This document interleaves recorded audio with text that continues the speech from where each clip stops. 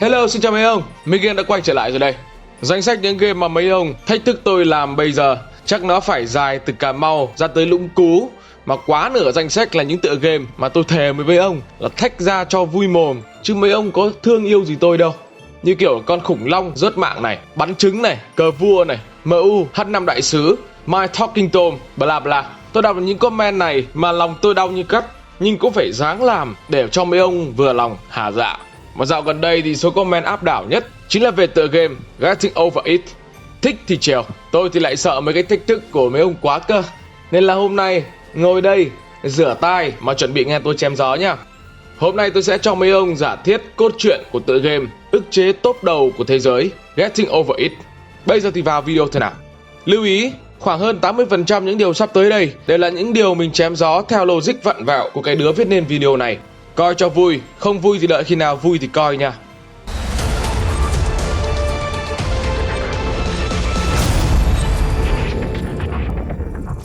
Getting Over It with Bennett Foddy, hay được giới anh em game thủ gọi tắt là Getting Over It, là một tựa game được phát triển bởi Bennett Foddy. Ban đầu thì Getting Over It with Bennett Foddy không nhận được quá nhiều sự quan tâm, cho đến khi ông hoàng YouTube PewDiePie chơi tựa game này thì nó đã trở nên vô cùng nổi tiếng. Nói về Bennett Foddy, người đã phát triển tựa game này, hẳn mọi người cũng chưa quên QWOP, game chạy bộ với điệu bộ cười ra nước mắt cũng rất ăn khách trước đây. Có thể nói rằng Bennett Foddy là cha đẻ của những tựa game lầy, bựa và không kém phần ức chế. Getting Over It xoay quanh một người đàn ông an tĩnh tên là Diogenes, một người bị kẹt trong một cái vạc lớn làm bằng kim loại và cầm một cây búa Yosemite size XXL. Nhiệm vụ của người chơi trong game khá khó, là điều khiển nhân vật leo núi bằng chiếc búa tạ này thay vì leo núi bằng chân như thông thường. Trò chơi có độ khó tăng dần, tỷ lệ thuận với lại việc leo núi càng cao.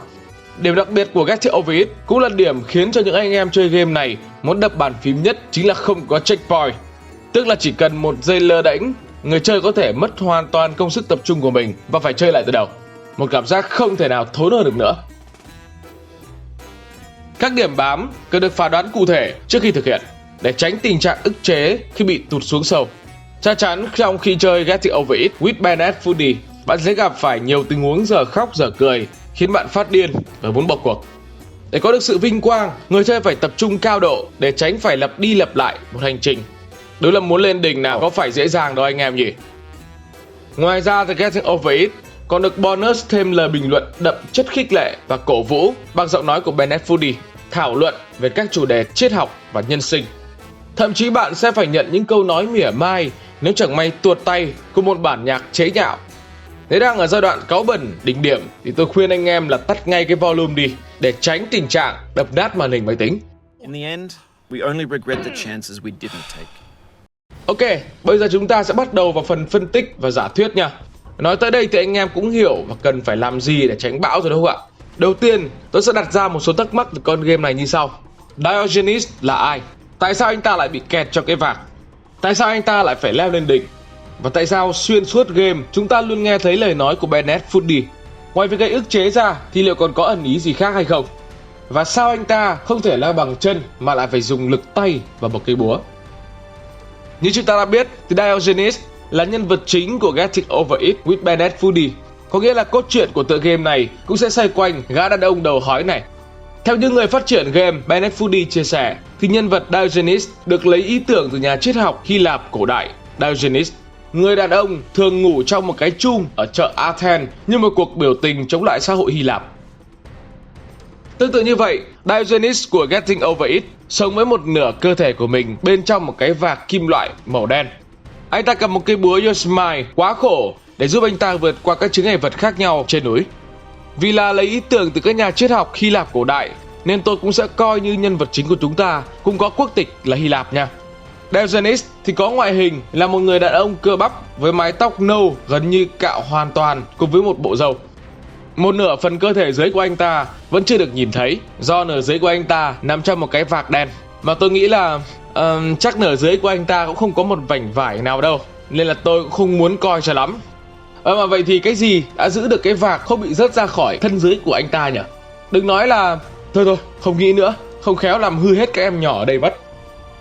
Ngoài ra thì Bennett Foddy cũng đã tuyên bố rằng Diogenes mang chiếc vạc ấy để tự bảo vệ mình khi ngã, nhưng mà cũng không rõ làm thế nào mà đôi chân của anh ta lại vừa vặn cho cái vạc đó, hoặc thậm chí là anh ta còn chẳng có đôi chân nào cả. Ok, vậy là chúng ta cũng đã biết được sơ qua về được xuất thân của Diogenes. Vậy thì tại sao anh ta lại gắn liền với một cái vạc nặng nề nhỉ?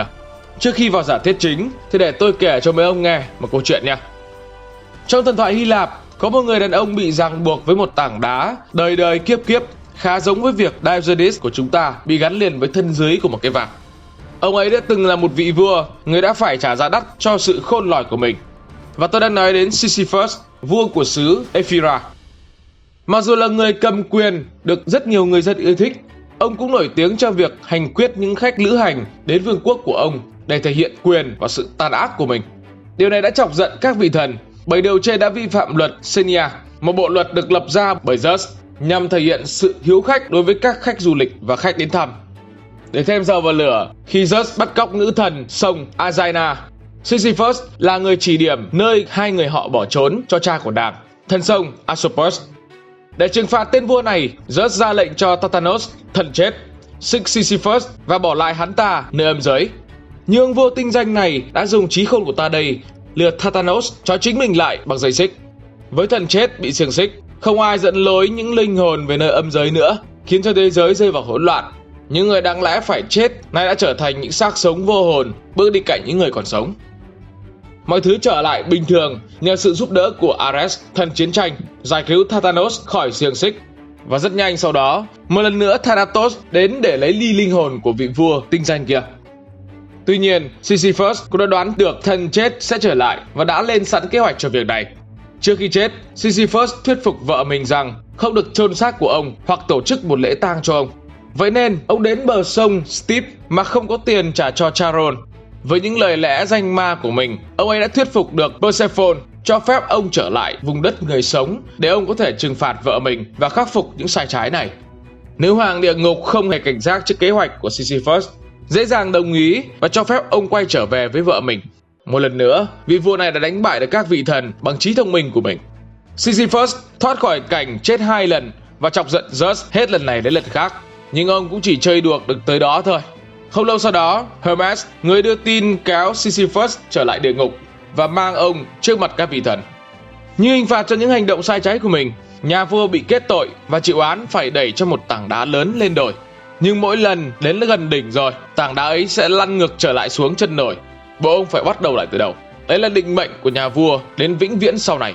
Mỗi lần gần đến đỉnh, buộc phải bắt đầu lại từ đầu. Sao ạ? Nghe có quen không mấy ông?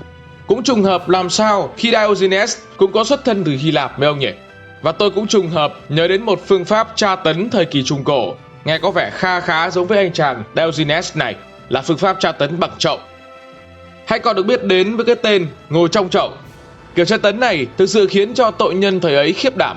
Tù nhân sẽ được đặt trong vừa vặn một chiếc chậu gỗ, thứ duy nhất được phép thò ra chính là gương mặt. Sau đó thì người hành xử sẽ phủ đầy mặt họ bằng sữa và mật ong. Thú vị ư? Không hề. Mật và sữa sẽ thu hút những con ruồi đậu lên đó. Những kẻ tội đồ cũng sẽ được cho ăn thường xuyên cho đến khi cái chậu ngập đầy chất thải của mình phải chết vì thối rữa do giòi bọ chỉ trong một vài ngày sau đó. Và lý do để phương pháp này trở nên kinh dị chính là việc người tù nhân không thể sử dụng được tứ chi của mình và phải chịu đựng những thứ ngứa ngáy, khó chịu trên mặt cũng không thể làm gì được. Đây là một cách hạn chế sự giãy giụa và ngăn ngừa tù nhân chạy trốn. Như vậy thì tôi sẽ đưa ra một số mắt xích để chúng ta có thể ghép lại thành một chuỗi câu chuyện liền mạch cho anh em. Là Diogenes là người Hy Lạp. 2 là hình phạt từ các vị thần với vòng lặp vô tận. 3 là phương pháp tra tấn bằng cái vạc, thứ hạn chế tứ chi của con người.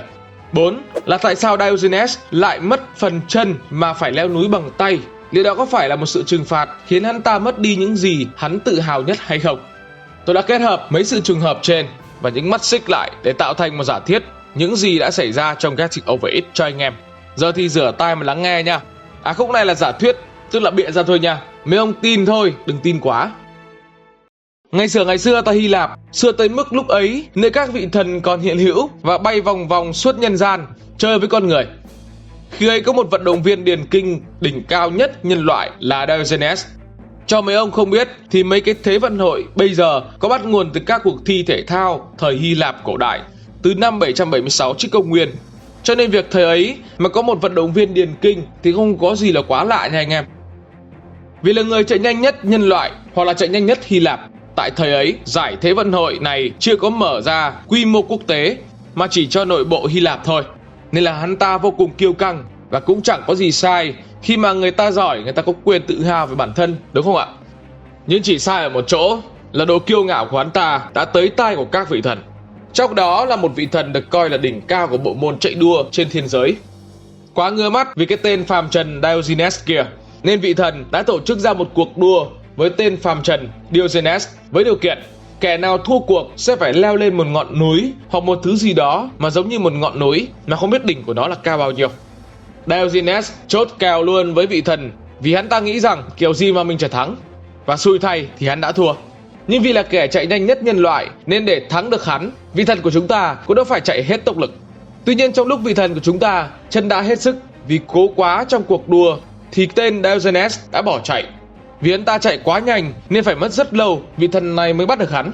Và để phòng ngừa hắn lại dùng đôi chân nhanh nhẹn của mình chạy trốn một lần nữa, vị thần này đã phế đi đôi chân của Diogenes và làm cho thân dưới của hắn ta phải gắn liền với một cái vạc, bắt hắn phải leo lên đỉnh núi bằng cánh tay của mình, thứ mà hắn trước giờ không hề tự tin. Để tăng độ khó cho game, vị thần nhỏ mọn này còn bắt Diogenes phải leo bằng một chiếc búa, thứ mà độ linh hoạt không thể nào bằng đôi tay được. Và vị thần này cũng liên tục theo dõi Diogenes và động viên hắn một cách mỉa mai, như một cách cười cợt cho sự tự cao trước đây của gã. Và nói tới đây thì mấy ông cũng biết vị thần của chúng ta tên là gì rồi đúng không ạ? Đó chính là Bennett Foddy, kẻ luôn buông ra những câu nói châm chọc làm cho chúng ta cáu hết chỗ nói. Và Bennett Foddy vẫn ngày ngày xem tên Diogenes leo lên gần đỉnh rồi tụt xuống dưới đáy và chờ đợi thời cơ mỉa mai Diogenes. Nói chung làm gì thì làm, đừng có trêu chọc với mấy ông bà to lớn, nhất là mấy vị thần Hy Lạp, vì các vị ấy thù hơi dai và trả thù cũng rất độc đấy anh em ạ. Nhưng mà khoan, liệu rằng vị thần Bennett Foddy có thật sự là đơn thuần muốn trả thù cho đỡ tức hay không? Chúng ta sẽ quay lại câu chuyện của Sisyphus. Bình thường nếu chúng ta nghe về câu chuyện của Sisyphus thì anh em chắc sẽ nghĩ rằng hình phạt này thật tàn khốc và cái ông Sisyphus kia quả là số khổ. Tuy nhiên, có một giải thích hấp dẫn khác về Sisyphus của một triết gia người Pháp Albert Camus.